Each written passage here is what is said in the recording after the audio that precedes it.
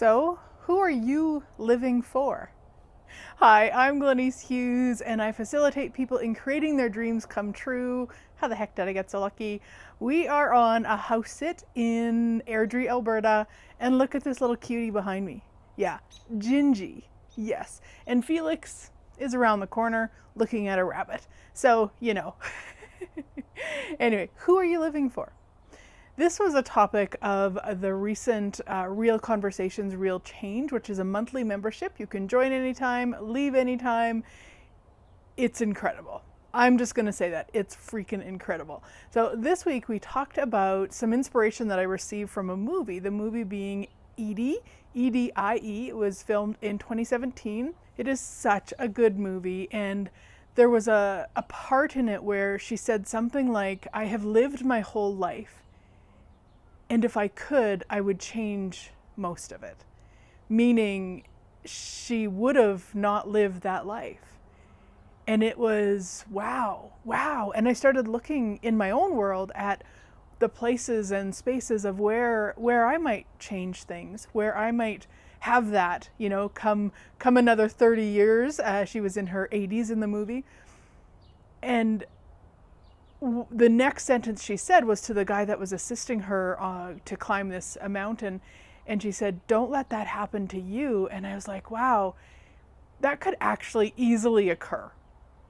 And what I mean by that is because we don't often stay present in what we're choosing. We just choose, and often it's the same choices over and over and over.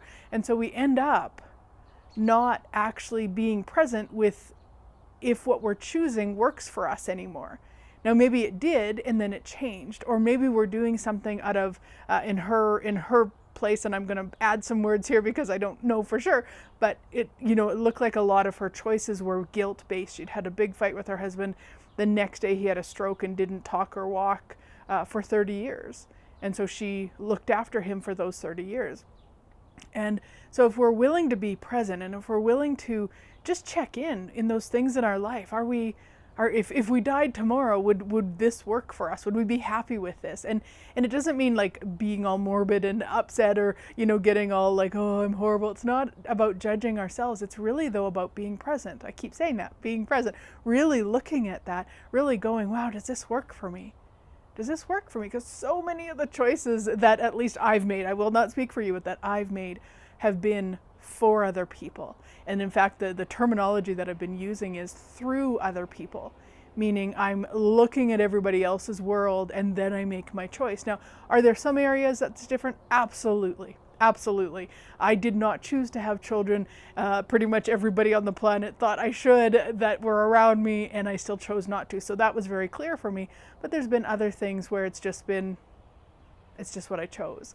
So just something, I highly recommend that movie. If you join us in the May 2023 Real Conversations, Real Change, that's what you will receive, is that call. We just did it this week. It's our first call for May, and it's a different inspirational topic. Whatever I get inspired by through the week is what we kind of riff on in the membership call. Have a great week, sweet friends. I look forward to chatting again next week.